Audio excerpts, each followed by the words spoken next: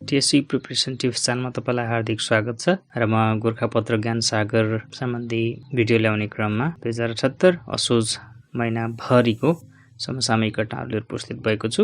कति पनि ढिला नगरी आउनुस् सुरु गरौँ भिडियो। 2078 असोज 6 गते प्रकाशित गोरखापत्र ज्ञान सागरका जानकारीहरू। नेपालमा भारतबाट पहिलो पटक निजी क्षेत्रको कार्गो रेल विक्रम 2078 भदौ 30 मा भित्रिएको हो। मन्त्री परिषदको 2078 भदौ 29 को बैठकले भूमि सम्बन्धी समस्या समाधान आयोगको अध्यक्षमा केशव निरौलालाई नियुक्त गरेको छ। यसैगरी आयोगको उपाध्यक्षमा नेमेन्द्र बहादुर खड्कालाई नियुक्त गरिएको छ र यसअघि देवी गेवालीको नेतृत्वमा सो आयोग गठन गरिएकोमा सरकारले 2078 साउन 19 गते यसलाई खारेज गरिदिएको थियो। राष्ट्रपति र उपराष्ट्रपति बन्नका लागि न्यूनतम उमेर वहाद 45 वर्ष रहेको छ भने पदावधि 5 वर्षको तोकिएको छ। न्याय परिषद र न्याय सेवा आयोग 5-5 सदस्यीय हुने संवैधानिक प्रावधान छ। हालसम्म नेपालसँग श्रम सम्झौता गर्ने राष्ट्रको संख्या 9 पुगेको छ। विश्व बैंकद्वारा प्रकाशित डुइङ बिजनेस रिपोर्ट 2020 का अनुसार उद्योग व्यवसाय सञ्चालनको सहजताको हिसाबले नेपाल 94औं स्थानमा रहेको छ। Television reality so comedy champion 2 को उपाधि भरतमणि पौडेलले जितेका छन् र उनी ताप्लेजुङ जिल्लाका हुन्। पौडेलले उपाधि सहित कार र 25 लाख नगद प्राप्त गरेका छन्।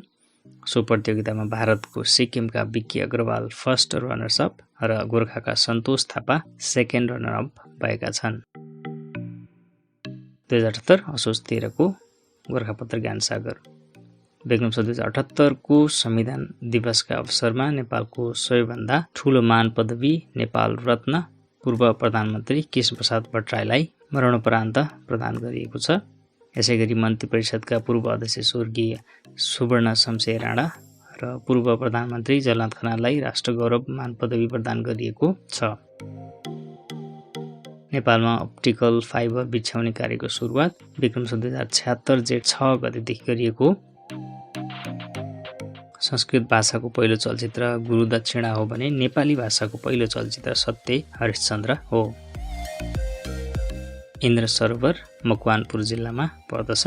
मकवानपुर जिल्लामा पर्ने कुलेखानी जलविद्युत आयोजनाका लागि निर्मित 7 किलोमिटर लामो जलाशयलाई नै इन्द्र सरोवर भनिन्छ।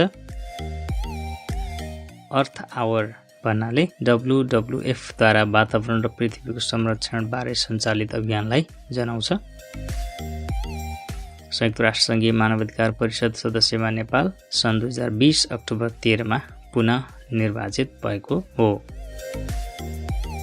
2 दिनसम्म लगातार नृत्य गरी गिनिज बुकमा नाम लेखाउन सफल नेपाली दिदीबहिनी रुबिसा र एलिसा श्रेष्ठ हुन्। एक नर्स एक विद्यालय नामक अभियान सञ्चालन गर्ने प्रदेश नम्बर 3 हो। राष्ट्रसङ्घको बडापत्रमा 111 धारा रहेका छन् भने सार्क बडापत्रमा 10 धारा रहेका छन्। नेपालमा विद्युत तथा ऊर्जा सङ्ग्रहालय फर्पिङ काठमाडौँमा रहेको छ। अपरेसन नाइटिङ्गल भन्नाले प्राकृतिक प्रकोपबाट पीडित जनतालाई चिकित्सकीय सेवा उपलब्ध गराउन स्थायी रूपमा सञ्चालित कार्यक्रमलाई बुझाउँछ। सूचना प्रविधि केन्द्र स्थापना गर्ने पहिलो स्थानीय तह सापविभाग नगरपालिका अछाम हो। फाइनान्सियल एक्सन टास्क फोर्सको पूर्ण सदस्यता प्राप्त गर्ने पहिलो अरब मुलुक साउदी अरब हो। विश्व कला परिषदले ललितपुर महानगरपालिकालाई 35औं कला नगरीका रूपमा घोषणा गरेको छ। इन्डोनेसियाको मुद्रालाई रुपियाँ भनिन्छ भने मलेसियाको मुद्रालाई रिङ्गिट भनिन्छ। मध्यकालमा सुदूरपश्चिममा 22 राज्य थिए भने मध्य क्षेत्रमा 24 राज्यहरू रहेका थिए। गुल्मीमा पहिलो पटक पूर्ण संस्थागत प्रसूति गाउँपालिका घोषित भएको स्थानीय तह मालिका गाउँपालिका हो। 2078 असोज 20 गतेको गोरखापत्र ज्ञान सागरका सामग्री। ग्लोबल बिजनेस आउटलुक अवार्ड 2021 अन्तर्गत social contribution award crisis response award प्राप्त गर्ने नेपाली सञ्चार क्षेत्रको कम्पनी एन्सेल रहेको छ।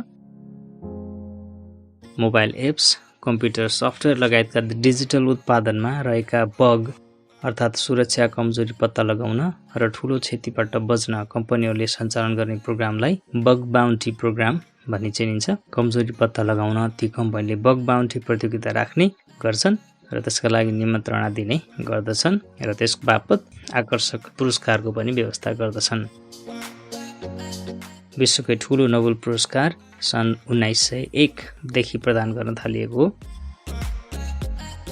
विश्व अहिंसा दिवस अक्टोबर 2 मा मनाउने गरिन्छ।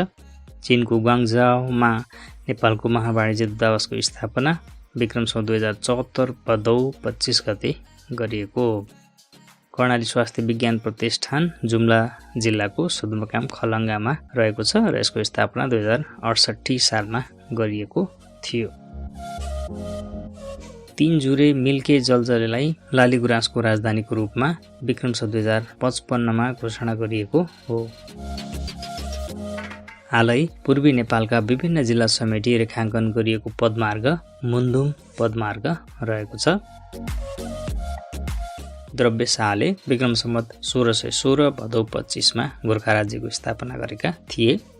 नेपाली साहित्यका प्रथम शहीद भनी सुब्बा कृष्णलाल अधिकारीलाई चिनिन्छ।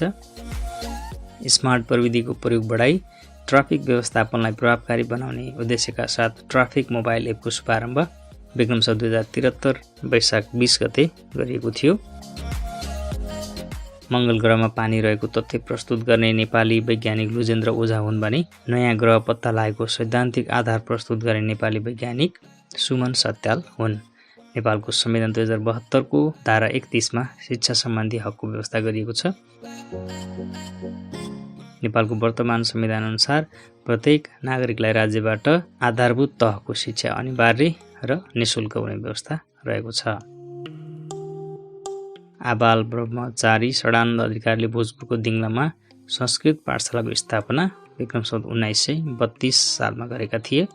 तुलसी मेहरद्वारा जनचेतना जगाउने उद्देश्यका साथ सञ्चालन गरिएको चरखा प्रचारमा रोक लगाउने राणा प्रधानमन्त्री भीम शमशेर हुन्।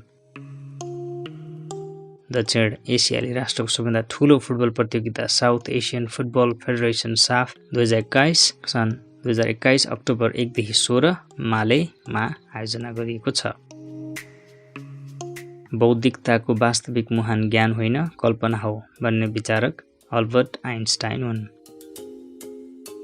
बराबर क्षेत्रफल भएका नगरपालिका धुलीखेल र बनेपा हुन् भने बराबर क्षेत्रफल भएका गाउँपालिका ओखलढुङ्गा जिल्लाका चम्पादेवी र चिसङ्कुगढी रहेका छन्।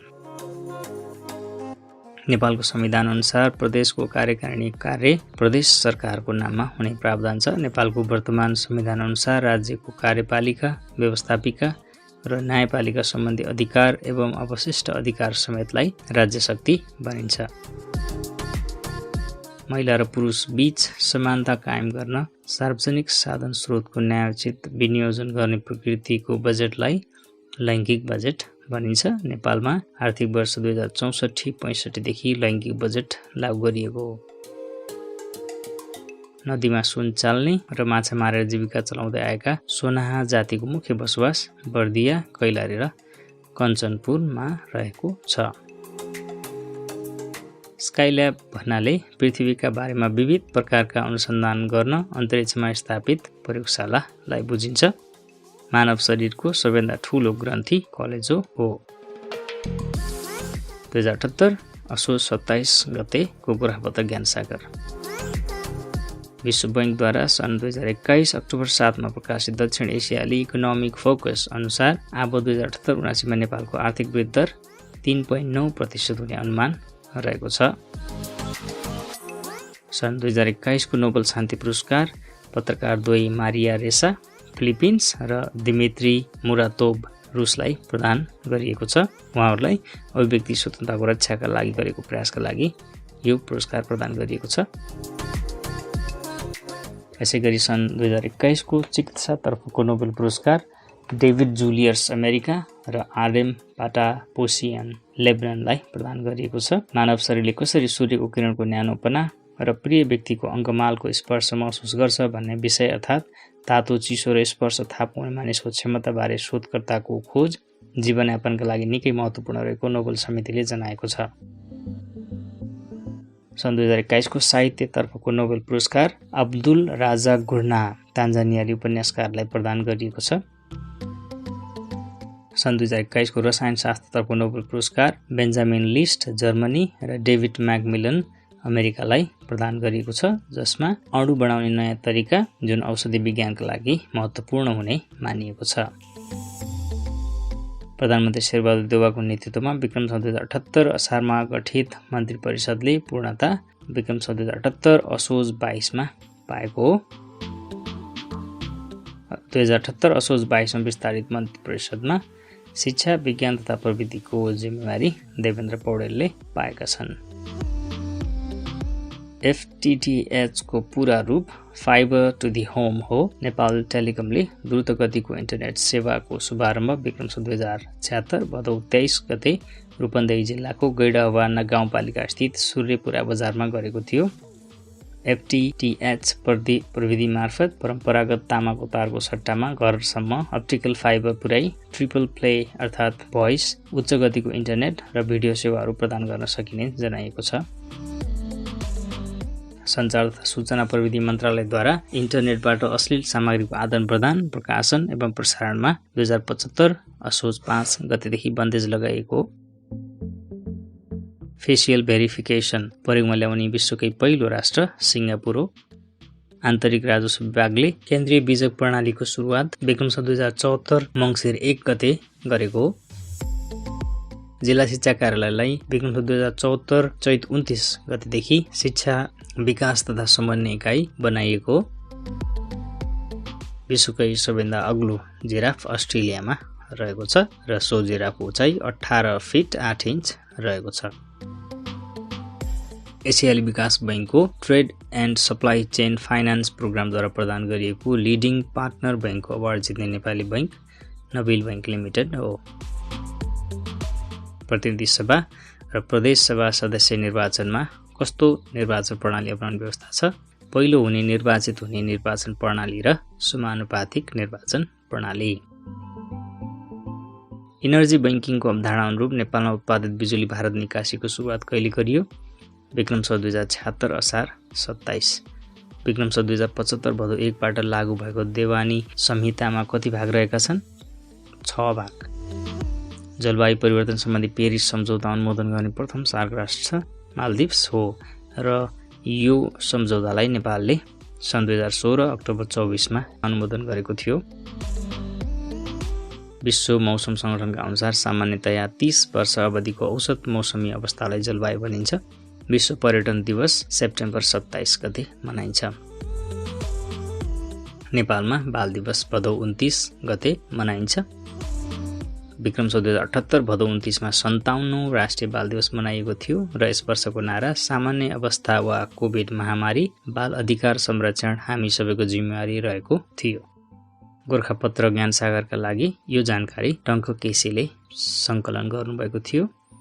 हस्त भिडियो हेर्नुभएकोमा धेरै धेरै धन्यवाद। आगामी दिनमा यस्तै भिडियो हेर्नका लागि च्यानललाई सब्स्क्राइब गर्नुहोला। हस्त नमस्ते।